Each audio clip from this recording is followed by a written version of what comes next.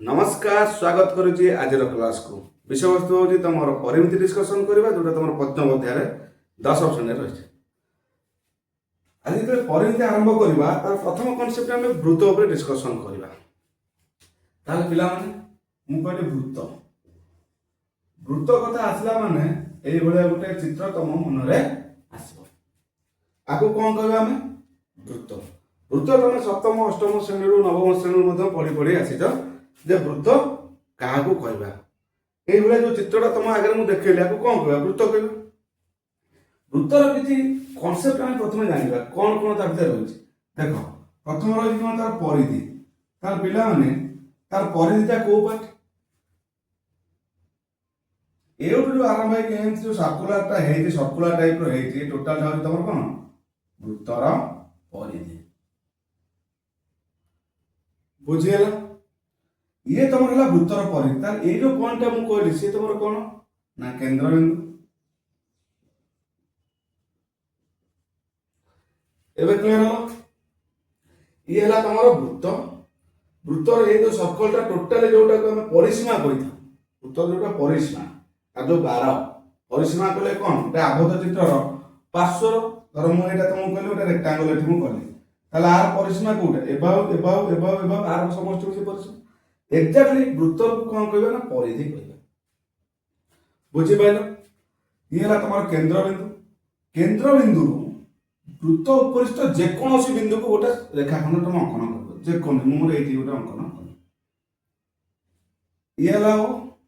ये जो बिंदु रे छेद कला बिंदु ना हला ए कथा बुझी पाछ ताले जो ओ रु ए जो रेखाखंड हला आकु हमें रेखाखंड कहबानी काहे जदि मु बाहर करबी एमती मुझे ओ यहाँ ए तमें आगे कौन कह ये हूँ ओ ए गोटे रेखाखंड एमती दब ये रेखाखंडटा जो वृत्त भितर या आर नाटा परिवर्तन हो आकु आम कौन कह आकु आम कह व्यासार्ध समझे भल भाव जान व्यासार्ध कौन जो नहीं पार तुम कह सर एठू एठिक ना बी को ये भी गोटे व्यासार्ध तुम ओ रु एठिक नब ए बी सी दे देवा ये भी गोटे व्यासार्ध एबे मो कथा बुझिला व्यासार्ध जानि पार ना ताले वृत्त रे केइटा व्यासार्ध मु अंकन करछि ना तीनटा व्यासार्ध कोटा कोटा ना ओ ए गोटा व्यासार्ध ओ बी गोटे व्यासार्ध आ ओ सी ये तीनटा हम बुझिते कोन व्यासार्ध क्लियर होला व्यासार्ध व्यासार्ध पर आ गोटे जिंस आछो कोन ना व्यास व्यास पिले माने कोन देखो आउ चित्र ठीक बुझे कनसेप्ट सब क्लीयर हो मन रखता केबे भी मैथ को घोषिबनी घोषिले से मन रहबनी से भूली सुन ये केंद्र बिंदु गोटे अंकन कराला ये ओ ए बुझेला ठीक तार विपरीत रे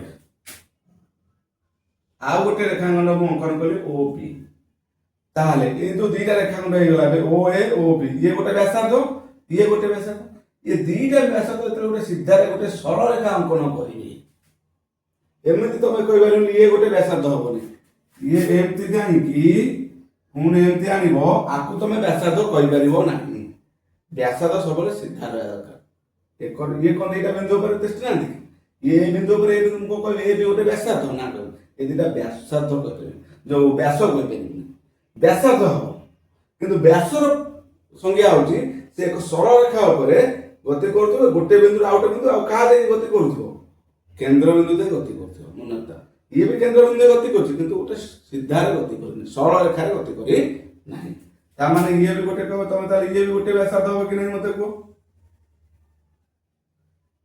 ये भी गोटे व्यासार्ध हम कि नहीं मत कह सॉरी व्यास हम कि नहीं मत कह ये भी गोटे व्यास हम कि नहीं मत कह ताले ये सब गोटे गोटे गोटे गोटे तुम कौन व्यास ताले ए बी सी डी इटा कर ई एफ ए आगु कर जी एच ये सब गोटे गोटे तुम रहा कौन ना A B C D E F G H A B C D E F आउ जी एच ये सब जाक तुम रहा गोटे गोटे कौन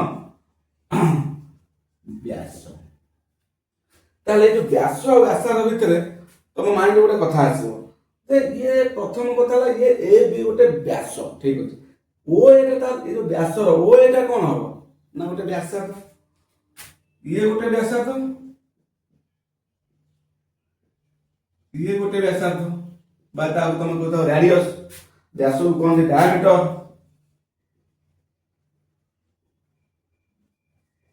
ହେଲା, ଆକୁ କହିଥାନ୍ତି ବ୍ୟାସକୁ, ଯୋଉ ବ୍ୟାସାର୍ଦ୍ଧକୁ କଣ କୁହାଯାଏ ନା ରାଡିୟସ। ବୁଝିପାରିଲ ନା ନାଇଁ? ଡାୟାମିଟର ହଉଛି ବ୍ୟାସ, ରାଡିୟସ ହଉଛି ତମ ବ୍ୟାସାର୍ଦ୍ଧ।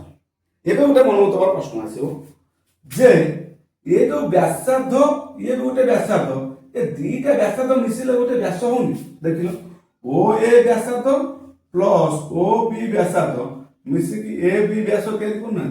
देखिल ठीक से ता माने आमे तो गोटे जिंस कोन कंक्लूजन में पहुंचलु ना, आमे गोटे कथा एते जानिलु जे गोटे तमर कोन ना व्यास D diameter is equal to R plus R. R होती रेडियस प्लस दीटा रेडियस मिसिले गोटे डायमीटर प्रस्तुत कर, ता डी रहला 2r। एबे क्लियर रहलो? तारे 2r लिखिबा जहा ता बदले डी लिखिबा सेया। बुझि पते ना? ताले गोटे व्यास ता निज भितर केइटा व्यासार्ध रखि परिबो ना सर? दीटा व्यासार्ध रखि परिबो। ये गला व्यास व्यासार्ध कथा ताका भितर रे। एबे आमे दिबा आउ टिके आको कांसेप्ट पढिबा कौन चापर कॉन्सेप्ट पढ़ा। ये है वृत्त, है ओ, ये है ओ ए व्यासार्ध, ये है ओ बी व्यासार्ध।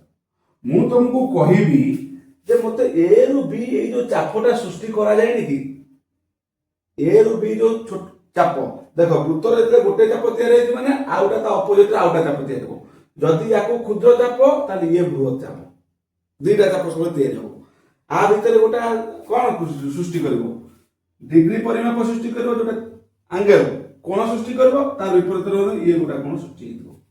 बुझिए चाप सब दीटा वृत्त रे जतेटा कले भी मु एई चापटा तैयार करछि, आ गोटा एठी वृत्त नै करबे, एठी तुम देखो ये गोटा एमि गोटा नली ए जो चापटा नली ए चाप पाई ये गोटे कोण, ये गोटे कोण, ये तार गोटा बृहत चाप, ये तार होते क्षुद्र चाप। बुझेला? मते से जो आर लेंथटा दरकार, ए जो चापर लेंथटा मते दरकार। आमे एटा केमति फार्मूला अछि घोषिबो बुझिबो मन रे सब। देखो मोर दरकार कोउटा, ए जिंसटा दरकार, ए जिंसटा दरकार ना नहीं। से दिन मन करो मु ए चापटा नेली कोन एल, एल नेली चापर, चापर दैर्घ्य को एल ले चापर दैर्घ्य हला। ताले आमे बे केमति बाहर करे देखो एई पार्टटा ए टोटल पार्ट रो अछि ना, तनो आको भीतर रेशियो नबा केमति नबा देखो एई बाहर देखो मन रखो चापर दैर्घ्य मु नेले ऊपर ले चापर दैर्घ्य डिवाइडेड बाय परिधि। ए चापटा कोउठ आइछ, ए जो एति खंडटा कोउठ आइछ टोटल परिधि रो आइछ। परिधि हम जानि के कोन परिधि देखो परिधि केमति मन रखबो, तापर परिधि परिधि कथा के ना बुझा। परिधि कोन ना देखो आमे जानिछु कोन ना हां 2 पाई आर। ये जो 2 पाई आर एटा केमति भाजबो आको भी मन रखबो। ये जो 2 पाई आर हम कहि देली जो परिधि आको मन रखबे कोन कर देखो आको मन रखबे छोटो ट्रिकटा कोन कर देखो ना परिधि रेशियो होती कार व्यास, ये सब इक्वल टू का सहित समान पाई सहित समान गोटे स्थिरांक सहित समान। ये जो परिधिटा ये जो परिधि टोटल परिधि आ जो व्यास आंक भीतर रेशियो होची कोन प्राय कांस्टेंट स्थिरांक पाखा पे करबो। आंक भीतर जो रेशियोटा ये जो टोटल परिधिटा यदि तमे सूता पकई मापिबो एदि करो ए गोलटा को मापिबो तापर रेखाखंडटा जो व्यासटा को मापिबो आंक भीतर जो रेशियोटा प्राय स्थिरांक एतमे हम देखनलु पाई स्थिरांक हम कोन नै थाउ पाई तार परिधि कोन जो पाई इनटू टी हेजो ताले परिधि तमर कोन हेगला परिधि is equal to pi into d. मु एट पिला माने कहू डी रो मूल्य मु एठी तुम केते भाग करछि डी जाय मु केते पुट करछि 2r पुट करछि तनो पाई इनटू 2r पाई इनटू 2r हेगला केते 2 पाई। ये तो जिनसटा आसीला कोथु ना परिधि आ व्यासर अनुपात ବୁଝିଲା ନା? ଏଇ ଯୋଉ ଆମେ ପରିଧିଟା କାଢିଲେ 2 ପାୟାଟା ସେ ପରିଧି ଆଉ ବ୍ୟାସର ଅନୁପାତ ରହିଛି ଗୋଟେ ସ୍ଥିରାଙ୍କ, ସେଇଥିରୁ ଆମେ ପରିଧି ବାହାର କଲେ। ପରିଧିର ମୂଲ୍ୟ ହେଲା କେତେ? 2 ପାୟା। ସେଇ ଜିନିଷଟି ଚାପର ଦୈର୍ଘ୍ୟ କୋଉଠୁ ଅଛି? ଏଇ ଯୋଉ ଚାପ ଖଣ୍ଡେ ଆମେ ନେଇଛୁ କାହା ଉପରୁ ନେଇଛୁ? ପରିଧି ଉପରୁ ନେଇଛୁ। ତାପରେ ଇଏ କାହା ସହିତ ସମାନ? ତାଙ୍କ ଯୋଉ ରେସିଓଟା ଅନୁପାତଟା, ତମର ଚାପ ଯୋଉ ଇଏ ଚାପ କଣ?